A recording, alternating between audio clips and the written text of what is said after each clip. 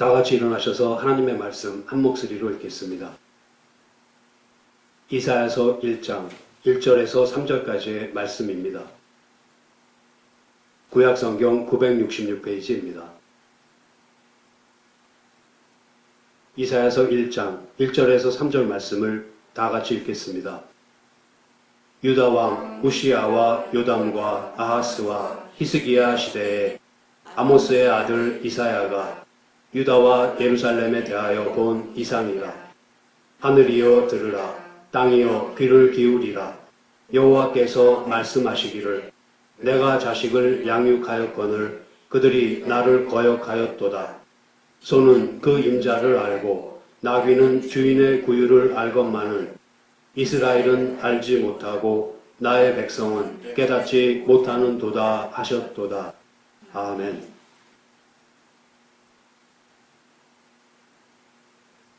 이사야 선지는 유다의 10대 왕 우시야가 죽던 해부터 요담과 아하스와 히스기야로 이어지는 4대에 걸쳐 50여 년간을 어지러운 시기에 활동했습니다. 이사야라는 이름은 여호와는 구원이시다라는 뜻으로 이사야서의 주제와 잘 어울립니다. 이사야의 아버지 아모스가 우시야의 부왕인 아마샤의 형제라고도 하지만 확인된 사실은 아닙니다.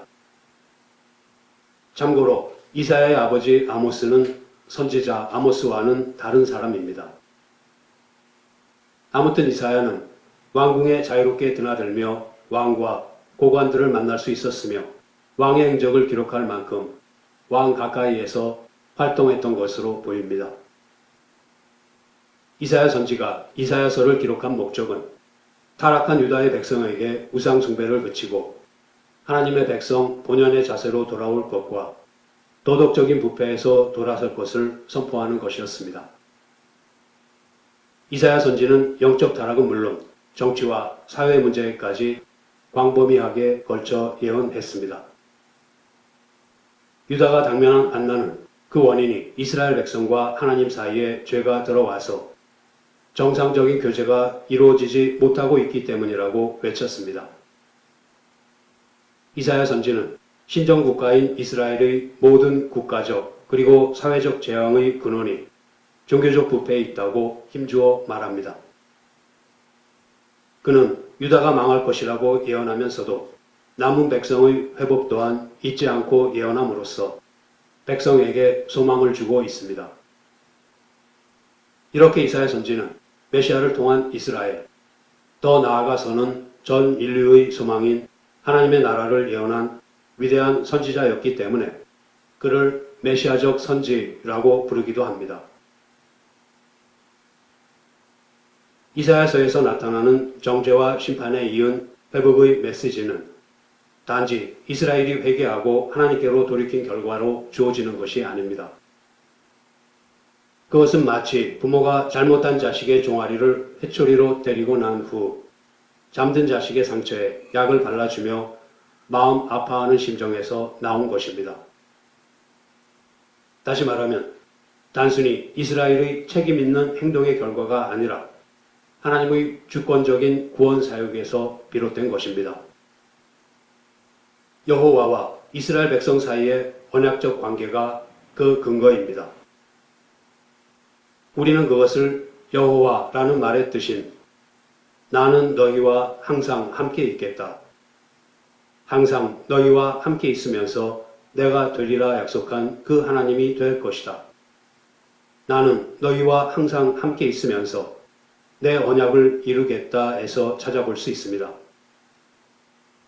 이러한 메시지를 담고 있는 이사야서 1장에서 5장은 전체의 서론 부분이며 그 중에서도 1장은 서론 중의 서론입니다. 제1장은 이사야서 전체를 요약하고 있을 뿐만 아니라 성경 전체를 요약하고 있다고 해도 지나친 말이 아닙니다. 따라서 우리는 이사야서 1장을 충분한 시간을 가지고 살펴볼 것입니다. 이제 그 깊으신 뜻에 따라서 우리를 구원하시는 하나님은 과연 어떤 분이신가를 제대로 알아가기 위해 지금부터 이사야서 본문으로 다 같이 걸어 들어가 보겠습니다. 이사야 선지는 이사야서를 유다 왕 우시야와 요담과 아하스와 히스기야 시대에 아모스의 아들 이사야가 유다와 예루살렘에 대하여 본 이상이라 라는 말로 시작합니다. 이 말에서 이상이란 환상을 뜻하지만 넓은 의미로 보면 하나님께서 주시는 계시를 가리킵니다. 계시에는 간혹 이상 또는 환상이 포함되기도 하며 실제로 이사야 선지는 6장에서 소명을 받을 때에 환상을 보게 됩니다.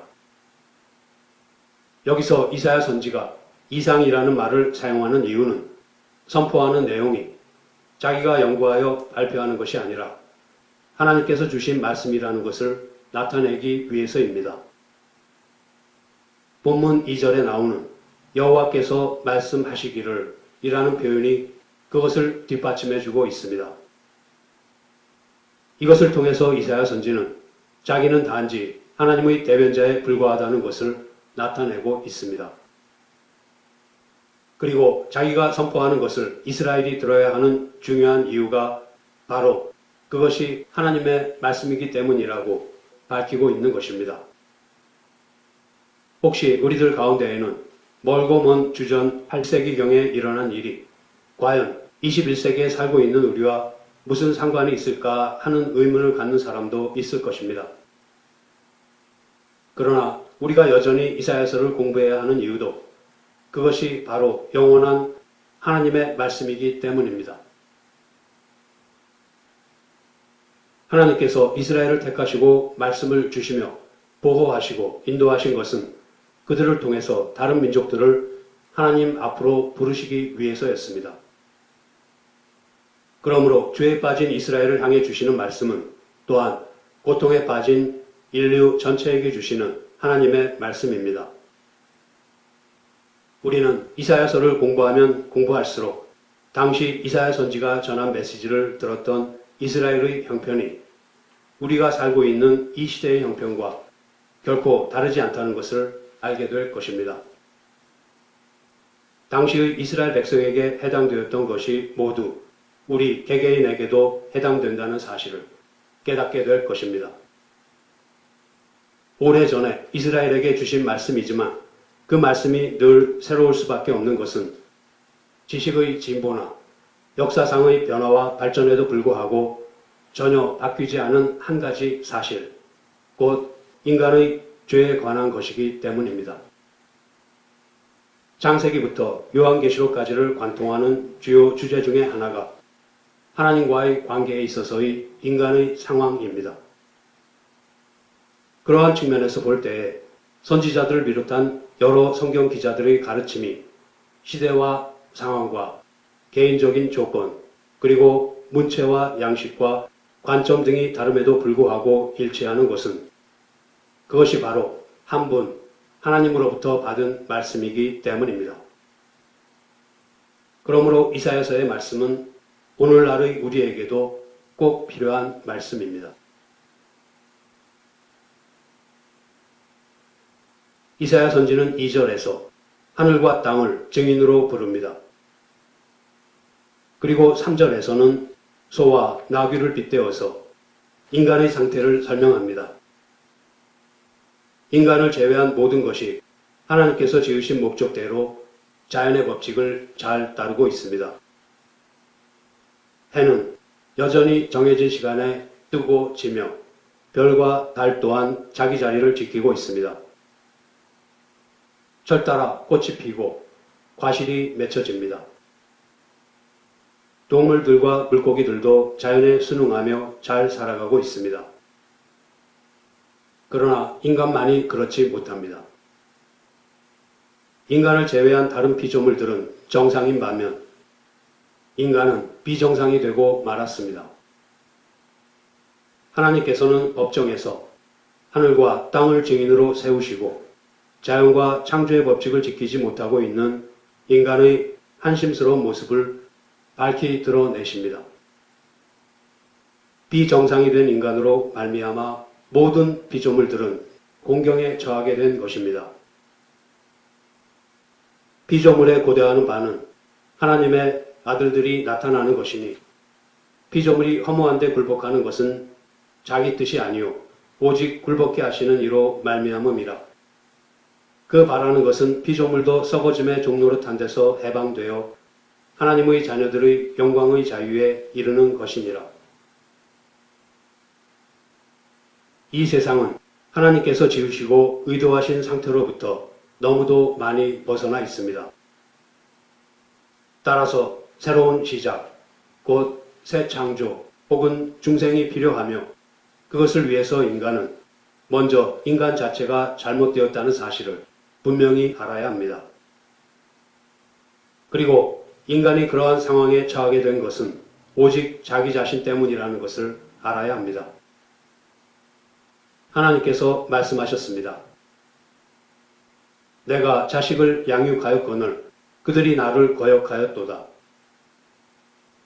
인간이 하나님을 배반하고 등을 돌렸기 때문에 인간은 공경에 처하게 된 것입니다. 그런데 그 공경의 원인은 죄입니다. 죄는 바로 하나님을 거역하는 것, 곧 자기 중심적인 태도입니다. 우리는 선악과 사건을 잘 기억하고 있습니다. 하나님께서는 세상을 완벽하게 지으시고 하나님 자신을 위해 인간을 만드셨습니다. 인간은 하나님의 영광을 위해 살도록 지음을 받았으며 하나님의 인도하심을 받아서 살도록 지음을 받았습니다. 그러나 인간은 하나님께 거역함으로써 스스로를 비참하게 만들고 말았습니다. 사람들은 복음이 필요하다고 깨달을 때까지는 복음을 믿으려 하지 않습니다. 성경은 처음부터 끝까지 그 점을 보여주고 있습니다. 성경은 회개하고 복음을 믿으라고 말합니다. 복음이 필요하다는 사실을 깨닫기 전에는 복음을 참되게 들으려 하지 않는다는 것이 바로 이스라엘의 문제였습니다. 그들은 무엇인가 잘못되어 있다는 사실을 깨닫지 못했습니다. 그것이 하나님께서 선지자들을 보내신 이유입니다. 이스라엘은 평강이 없을 때에도 평강하다라고 말하는 거짓 선지자들에게 귀를 기울이고 있었습니다. 따라서 이스라엘로 하여금 그들이 궁핍하다는 사실을 알게 하는 일이 무엇보다도 먼저 필요했던 것입니다. 그것이 이사야 선지가 본문을 그 필요성, 즉 회개에 대한 촉구로 시작하는 이유입니다. 이사야 선지는 이사야서의 시작에서부터 죄는 무엇인가에 대해서 이야기하고 있습니다. 죄는 하나님에 대한 거역이며 반역이라고 합니다. 내가 자식을 양육하였거늘 그들이 나를 거역하였도다. 이 말씀에서와 같이 죄는 본질적으로 행동이나 행위의 문제가 아닙니다. 죄는 하나님을 거역하는 것입니다. 오늘의 본문 2절 후반부에서 이사야 선지가 제기하는 문제는 무엇 때문에 사람들이 하나님을 거역했을까? 그리고 왜 첫 조상들은 하나님을 거역했을까 하는 것입니다. 거기에 대한 답은 소는 그 임자를 알고 나귀는 주인의 구유를 알건만은 이스라엘은 알지 못하고 나의 백성은 깨닫지 못하는도다 하셨도다 하신 3절 말씀에 나타나 있습니다. 죄는 무엇입니까? 우리가 앞서 살펴본 대로 죄는 반역입니다. 그 죄가 우리의 마음을 닫아서 무지하게 만들며 생각하지 못하게 만듭니다. 그것이 이사야 선지가 우리에게 말하고 있는 내용입니다. 이스라엘은 알지 못하고 나의 백성들은 깨닫지 못하는도다. 이것이 가장 심각한 문제 중에 하나입니다. 성경은 하나님께로부터 멀어져간 전 인류에 대해 고발합니다. 사람들이 하나님을 거역하게 만드는 것은 무엇입니까? 그것은 죄입니다. 죄가 어떤 일을 합니까? 죄는 사람들로 하여금 생각을 멈추게 합니다. 오늘날 세상에서 가장 큰 문제는 사람들이 무지하면서도 생각을 하지 않으려 한다는 사실입니다. 그렇기에 하나님께서는 이사야 선지를 통해 멈춰 서서 생각하고 고민해 보라고 말씀하시는 것입니다. 여기 본문에 있는 가르침은 성경 전체에서 가르치는 것으로서 인간이 지금의 상태에 이른 것은 다름이 아니라 생각하지 않기 때문이라고 합니다. 사람들은 사고하지 않습니다. 그 결과 무지합니다. 사도 바울은 자신에 대해서 내가 그리스도를 핍박하고 있을 때, 내가 그분의 이름을 회방하고 있을 때, 내가 기독교를 없애려고 했을 때 나는 무지했었다. 그때 나는 불신앙으로 행했었다라고 말합니다. 이전에 사도 바울은 자신이 아주 현명하다고 생각했습니다. 자신이 정당하며 하나님의 일을 하고 있다고 생각했습니다. 그는 바리새인의 한 사람으로서 통찰력이 있다고 생각했으며 기독교인들은 이 지상에서 사라져야 한다고 생각했습니다. 그렇게 하던 그가 나중에 디모데에게 내가 믿지 아니할 때에 알지 못하고 행하였구나 하고 편지를 쓰고 있습니다. 또한 사도 바울은 에베소 교회 교인들에게 다음과 같이 권면합니다. 에베소서 4장 17절에서 19절 말씀입니다. 그러므로 내가 이것을 말하며 주 안에서 증거하노니 이제부터는 이방인이 그 마음의 허망한 것으로 행함같이 너희는 행하지 말라. 저희 총명이 어두워지고 저희 가운데 있는 무지함과 저희 마음이 굳어짐으로 말미암아 하나님의 생명에서 떠나 있도다. 저희가 감각 없는 자 되어 자신을 방탕에 앙임하여 모든 더러운 것을 욕심으로 행하되 이것이 바로 사람들이 복음을 믿지 않는 이유입니다. 이것이 바로 세상이 지금처럼 되어 있는 이유입니다. 그리스도인이 되지 않는 것을 현명하다고 생각하는 사람들이 기독교에 대해서 이야기하는 것을 들어보면 우리는 그들이 얼마나 무지한가 하는 사실에 놀라게 됩니다. 그들은 전혀 생각하려 하지 않습니다. 그래서 성경은 우리에게 멈춰 서서 말씀을 들으라고 요구합니다. 그 말씀은 다름이 아닌 진리의 계시입니다. 기독교는 체험이 우선되지 않습니다. 기독교는 진리입니다. 그리고 그 진리가 바로 체험을 만들어 가는 것입니다. 사도 바울이 로마서 6장 17절 18절에서 로마인들에게 이야기하는 것을 들어보겠습니다. 하나님께 감사하리로다. 너희가 본래 죄의 종이더니 너희에게 전하여 준 바 교훈의 본을 마음으로 순종하여 죄에게서 해방되어 의에게 종이 되었느니라. 이사야 선지는 이것이 진리의 계시라고 말합니다. 우리는 우리가 서 있는 위치와 왜 그 위치에 있는지를 생각해 보고 고민해 보고 필요하다면 거기서 빠져나올 방법에 대한 하나님의 말씀에 귀를 기울여야 한다는 것입니다. 사람들이 하나님을 거역하는 또 다른 이유, 즉 죄의 또 다른 결과는 죄가 사람을 비뚤어지게 하고 어리석은 자로 만든다는 것입니다. 하나님을 거역하면서 사람들은 자기들이 현명하다고 생각하고는 합니다. 그 결과 실제로는 자신을 어리석은 자로 만들고 있으며 어리석은 방식으로 행동하고 있습니다. 시편 기자가 기록한 대로 어리석은 자는 그 마음에 이르기를 하나님이 없다라고 말합니다. 여기서 어리석은 자란 무지한 사람을 뜻할 뿐 아니라 자신이 처한 위치를 깨닫지 못하고 그 위치에 대해 조그만치도 생각하지 않으려는 사람을 가리킵니다. 어리석은 자는 아주 불안한 위치에 있으면서도 나는 아주 잘하고 있다.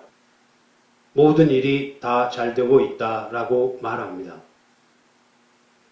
어리석은 자들은 멈춰 서서 들으려고 하지 않습니다. 어리석은 자는 자신을 속이고 있으며 남들이 자기에게 말하는 것을 들으려 하지 않습니다. 이사야 선지는 외칩니다. 소는 그 임자를 알고 나귀는 주인의 구유를 알건만은 이스라엘은 알지 못하고 나의 백성은 깨닫지 못하는도다 하셨도다. 이사야 선지는 왜 하필이면 소와 나귀에 빗대어서 말하고 있는 것입니까? 그것은 소와 나귀가 모든 동물들 중에서 가장 어리석기 때문입니다. 이 세상의 모든 피조물 중에 이 짐승들이 가장 고집이 세며 다루기가 힘이 듭니다. 그와 같은 소와 나귀조차도 그 주인을 알고 주인의 구유를 압니다. 그 짐승들이 어리석고 우둔하다고 하더라도 타고난 본성 때문에 주인을 알아봅니다. 소를 몰고 가는 것은 매우 어렵습니다. 나귀도 때로는 밀고 당기고 때려도 움직이려 하지 않습니다. 하지만 그들이 배가 고플 때 주인이 먹을 것을 들고 오는 것을 보면 즉시 주인에게로 달려갑니다. 소와 나귀는 본능에 따라 행동합니다. 그러나 인간들은 소나 나귀보다 더 못난 어리석은 존재입니다. 그러나 이것은 단순한 어리석음의 문제가 아니라 비뚤어짐의 문제입니다. 사람은 정상이 아닙니다. 반면에 소와 나귀는 아주 정상입니다. 그 짐승들은 어리석은 본성을 가졌지만 자기 보존의 본능, 배고픔을 만족시키는 본능에 충실하게 움직입니다. 그러나 인간들은 그렇게 하지 않습니다. 인간은 만물의 영장으로 만들어졌지만 비뚤어지고 비정상적으로 행동합니다. 자신들의 존재의 법칙을 부정하기까지 합니다. 인간은 영혼에 대한 본능이 있습니다. 하나님께서 존재하신다는 사실과 이생이 전부가 아니라는 사실에 대한 본능적인 의식이 있습니다. 그러나 사람은 소나 나귀처럼 이 본능을 따르기보다는 일부러 이 본능을 거슬려 행동합니다. 그 본능을 반대하기 위해 이유를 일부러 만들어서라도 반박하는 자신을 현명하다고 생각합니다. 그 점이 사람들이 짐승보다 더 우매하며 소나 나귀보다 더 어리석은 이유입니다. 부끄럽게도 한술 더 떠서 사람들은 이 본능과 반대되는 것을 기뻐하고 자랑스럽게까지 생각합니다. 저희의 마침은 멸망이요 저희의 신은 배요 그 영광은 저희의 부끄러움에 있고 땅의 일을 생각하는 자라라고 한 사도 바울의 지적과도 같이 인간들은 소나 나귀보다 못합니다. 자신들의 존재의 법칙을 어겼습니다.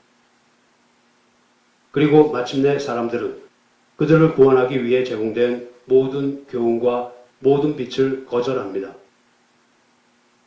그러나 소와 나귀는 우둔하고 어리석음에도 불구하고 주인이 먹을 것을 주러 달려오면 나오지만 사람들은 빛이 어둠 속에 있는 그들에게 비칠 때 어떻게 합니까? 사람들은 그것을 거슬려 행동합니다. 거절하고 반대하는 말을 합니다. 그리고 그렇게 하면서 자기들이 현명하다고 생각합니다. 이에 대해 예수님께서는 그 정죄는 이것이니 곧 빛이 세상에 왔을 때 사람들이 자기 행위가 악함으로 빛보다 어두움을 더 사랑한 것이니라 라고 말씀하십니다. 결국 사람들은 예수님에게 돌을 던지며 예수님을 십자가에 못 박았습니다. 소는 그 임자를 알고 나귀는 주인의 구유를 알건만은 이스라엘은 알지 못하고 나의 백성은 깨닫지 못하는도다. 이처럼 죄는 인간을 비뚤어지고 어리석은 자로 만들어 버립니다. 여기서 인간의 무지함이 구체적으로 드러나는 양상에 대해서 좀 더 살펴보겠습니다. 먼저 인간은 하나님을 향해 등을 돌리고 있기 때문에 자기가 어떤 존재여야 하는지를 알지 못합니다. 인간은 누구입니까? 내가 자식을 양육하였거늘 그들이 나를 거역하였도다 라고 하나님께서 말씀하십니다. 양육한다는 것이 무슨 뜻입니까? 위대하게 만들며 존귀한 신분을 주셨다는 것입니다. 이스라엘은 하나님의 택하신 백성을 가리킵니다. 이 백성을 하나님께서 자기를 위해 만드셔서 그들을 보고 기뻐하시며 그들 또한 하나님을 영화롭게 하며 하나님으로 즐거워하기를 원하셨습니다. 인간은 바로 이런 이유 때문에 하나님의 백성으로 창조되었습니다. 하나님께서 말씀하십니다. 내가 자녀를 양육하였고 존귀하게 하였도다. 가장 높고 아름다운 지위를 주었도다. 이것은 인간이 본래 하나님의 형상으로 창조되었다는 말의 다른 표현입니다. 하나님의 영광을 함께 갖도록 창조되었다는 말의 다른 표현입니다. 그러나 사람들은 이것을 알지 못합니다. 안타깝게도 사람들은 하나님의 생명에 관한 일을 비웃습니다. 내 백성은 알지 못하고 깨닫지 못하는구나. 이 세상의 비극은 사람들이 자신이 어떠한 존재인가를 깨닫지 못하는 데에 있습니다. 그뿐만 아니라 사람은 하나님과 하나님이 그들을 위해 주신 양식에 전적으로 의존하고 있다는 사실을 모릅니다. 소는 임자를 알고 나귀는 주인의 구유를 압니다. 소와 나귀는 자신들이 무엇에 의존하고 있는지를 압니다. 그 짐승들은 주인이 먹을 것을 가지고 오지 않는다면 굶게 될 것을 알고 있습니다. 본능 때문에 아는 것입니다. 그러나 사람들은 이 사실을 알지 못하는 것 같습니다. 사람들은 자기들이 꽤나 똑똑한 줄 압니다. 잠시 시편 104편 27절에서 30절 말씀을 보겠습니다. 이것들이 다 주께서 때를 따라 식물 주시기를 바라나이다. 주께서 주신즉 저희가 취하며 주께서 손을 펴신즉 저희가 좋은 것으로 만족하다가 주께서 낯을 숨기신즉 저희가 떨고 주께서 저희 호흡을 취하신즉 저희가 죽어 본 흙으로 돌아가나이다. 이 말씀에서 처음에 나오는 이것들은 모든 피조물을 가리킵니다. 이 말씀은 모든 것이 하나님의 손 안에 있으며 하나님께서 그의 성령과 세상을 유지시키는 능력을 거두신다면 온 우주는 즉시 파괴된다는 것을 설명하고 있습니다. 사람들은 스스로 똑똑하다고 하지만 자기들의 생명이 전적으로 하나님의 손 안에 있음을 깨닫지 못합니다. 이것이 타락한 인간에게 내리는 하나님의 정죄입니다. 우리의 생명은 무엇입니까? 그것은 한 번의 호흡일 뿐이며 안개일 뿐입니다. 하나님께서 섭리적인 돌보심을 거두신다면 어떻게 되겠습니까? 우리는 양식을 구할 수 없을 것입니다. 옷을 구할 수 없을 것입니다. 또 건강을 잃어버릴 것입니다. 하나님께서는 순식간에 그 모든 것을 빼앗아 가실 수 있으십니다. 우리는 전능하신 하나님의 손 안에 있으면서도 그 사실을 깨닫지 못합니다. 그렇게 하나님께서는 이스라엘은 알지 못하고 나의 백성은 깨닫지 못하는도다 하고 단식하시는 것입니다. 그 중에서도 가장 비극적인 일은 사람들이 하나님께서 주시는 양식의 소중함을 알지 못한다는 사실입니다. 본능적으로 반응하는 우둔한 소와 어리석은 나귀만도 못한 인간은 하나님께서 그들을 위해 제공하시는 것들의 소중함을 깨닫지 못합니다. 인간은 하나님께서 만드신 전 우주에서 그 소중함을 깨닫지 못하는 유일한 피조물입니다. 그렇게 된 것은 죄가 사람들을 왜곡시키고 비정상이 되게 하여 짐승들보다 못하며 하늘과 땅보다도 못하게 만들기 때문입니다. 하나님께서 주신 양식은 무엇입니까? 그것은 바로 성경을 통해 가르쳐 주시는 구원입니다. 인간이 공경에 처한 것은 죄로 말미암아 하나님을 거역하기 때문입니다. 그러므로 우리는 하나님과 화해해야 합니다. 그러나 불행하게도 우리 스스로는 그 길을 알 수도 또 찾을 수도 없습니다. 이와 같은 우리를 위해서 하나님께서는 말씀하십니다. 이사야서 55장 1절에서 3절 말씀을 보겠습니다. 너희 목마른 자들아 물로 나아오라. 돈 없는 자도 오라. 너희는 와서 사 먹되 돈 없이 값 없이 와서 포도주와 젖을 사라. 너희가 어찌하여 양식 아닌 것을 위하여 은을 달아주며 배부르게 못할 것을 위하여 수고하느냐. 나를 종종하라. 그리하면 너희가 좋은 것을 먹을 것이며 너희 마음이 기름진 것으로 즐거움을 얻으리라. 너희는 귀를 기울이고 내게 나와 들으라. 그리하면 너희 영혼이 살리라. 내가 너희에게 영원한 언약을 세우리니 곧 다윗에게 허락한 확실한 은혜니라. 우리는 양식, 곧 구원을 얻기 위하여 그 대가를 지급하지 않아도 됩니다. 그것은 하나님의 값없는 선물입니다. 완전하고 충만하게 주시는 하나님의 은혜입니다. 우리의 주인이신 하나님께서는 이처럼 풍성한 영혼의 양식을 구유에 공급해 주시는 분이십니다.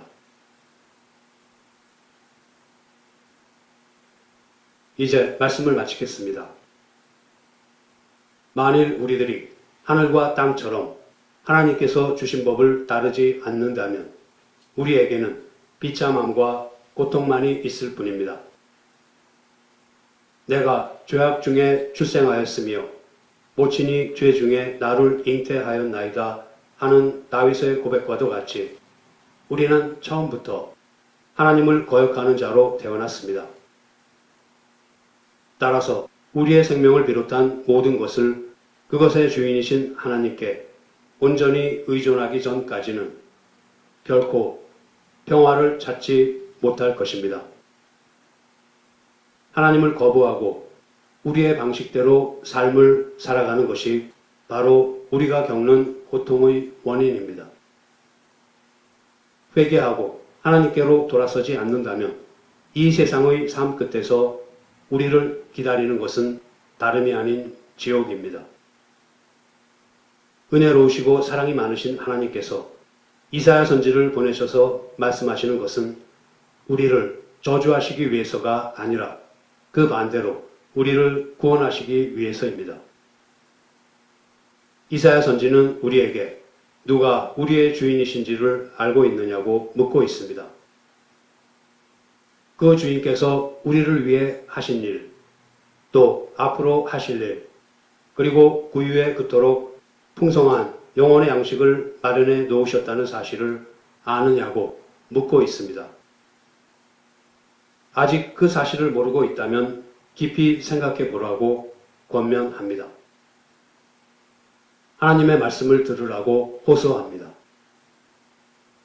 그리하여 우리의 주인이신 하나님을 만날 만한 때에 찾고 가까이 계실 때에 그를 부르라고 외치고 있습니다. 성도 여러분, 하늘과 땅의 증언에 귀 기울이며 비록 어리석고 우둔하나 본능에 충실한 소와 나귀로부터도 기꺼이 배워서 주님이 우리의 주인이심을 분명히 알고 그 앞에 엎드려 회개하는 저와 여러분이 되기를 소원합니다. 기도하시겠습니다. 하나님 아버지, 그 먼 옛날 이사야 선지의 외침이 이 시대를 사는 저희들에게 낯설게 다가오지 않을 뿐만 아니라 오히려 새롭게 느껴지는 것은 그것이 영원하시고 변치 않으시는 주님께서 주신 말씀이기 때문입니다. 저희들의 죄성은 그때나 지금이나 전혀 달라지지도 나아지지도 않았음을 고백합니다. 그렇기에 더욱더 주님의 말씀을 들어야 하고 그 말씀으로 살아가야 한다는 것을 알면서도 그대로 하지 못하는 저희들을 불쌍히 여기셔서 말씀 안에 머물고 거기서 떠나지 않게 붙들어 주시옵소서. 우둔한 저희들을 위해서 이사야 선지의 기록을 남겨주시고 그 기록을 통해 하나님이 누구이신지 인간의 처지는 또한 어떠한지를 깊이 생각하고 배우게 하셔서 무지와 어리석음에서 벗어날 수 있는 길을 열어주심을 감사드립니다. 이제 주님을 주인으로 분명히 알므로써 이전처럼 거역하고 비뚤어지게 행하던 옛 습관을 버리고 회개하여 회복시켜 주시는 주님의 은혜를 마음껏 누리는 저희들이 되게 하여 주시옵소서. 우리 주 예수 그리스도의 이름으로 기도드립니다. 아멘.